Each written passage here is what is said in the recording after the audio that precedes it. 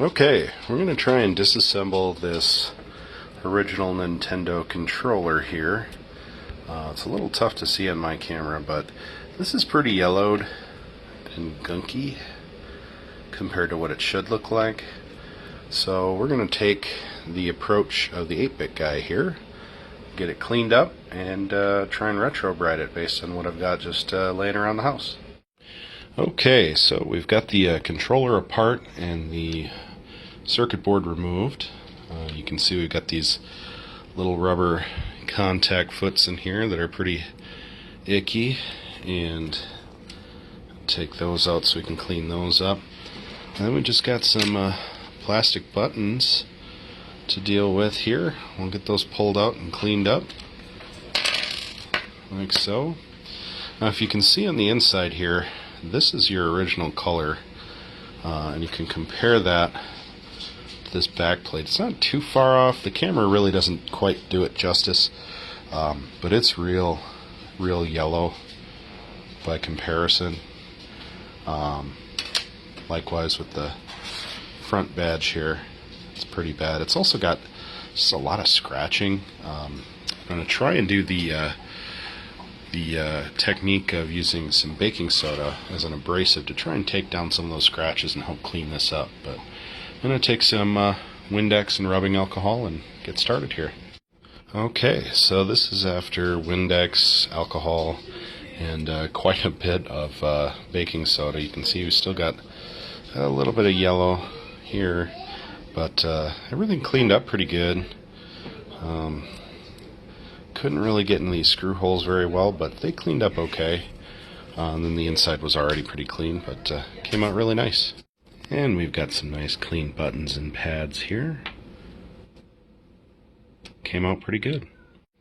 Okay, and now after Windex, alcohol, and baking soda scrub, this is the front plate. The back side here, cleaned up really well.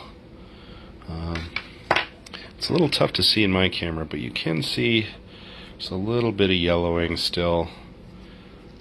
So I think we're going to try and do the retrobrite process on both pieces here and see how it goes. Okay, here is the control pad board. You can see these contacts are pretty dirty. They're going to need some nice cleaning. I don't see any no corrosion or anything on the board. Just a little bit up here maybe. Back side of the board there. A little microchip there.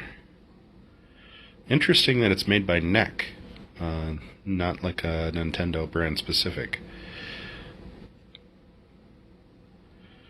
And the lead wires look good. Doesn't look like I'll need to do any soldering or anything.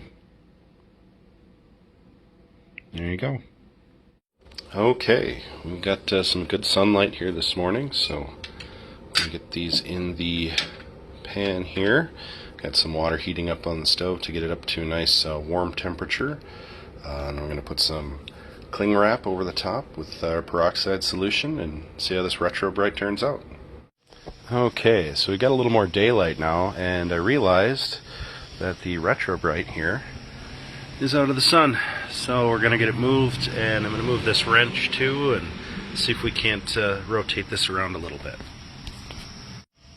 Okay, so we're in the sun a little bit better now. I moved the wrench, but just in kind of looking at this, I see we've got a little bit better color, it looks like, so far. So I'm feeling pretty good about this. I do see there's like some little gunk floating around in there, so must not have gotten a good cleaning, or maybe there was something in this baking dish. Okay, I've gotten about 2 hours outside, at least a good hour of direct sunlight here. So I thought I'd take a quick look and just see how these are looking. And yeah, this looks really nice. It's really cleaned up a lot. I think the yellowing, these are about done. I might give them just a little more time, but significant improvement here based on what we started with. So I'm just going to give it a little more time and get it to its fullest extent here, and we'll see what the finished product looks like soon. Okay, I'm looking at the finished product here. I just rinsed it off from the Retro Bright. You can see this looks like exactly what the original color should be. So cleaned up really nice. I mean, you can see there's still the scratches. There's not much I can do about those. They're pretty deep. But they are pretty smoothed out and definitely a lot less noticeable. So I think this is a pretty good success for my first try. Alright, here's the finished product. I think it looks worlds better. I haven't put the screws in yet because it's still got to dry just a hair more, but wanted to reassemble it, make sure everything fit. Got a little electrical tape over the cord here. I don't have any proper heat shrink, otherwise I would have done that. But yeah, this looks really good. Really impressed with the way it turned out, and I think I'm going to do the next one.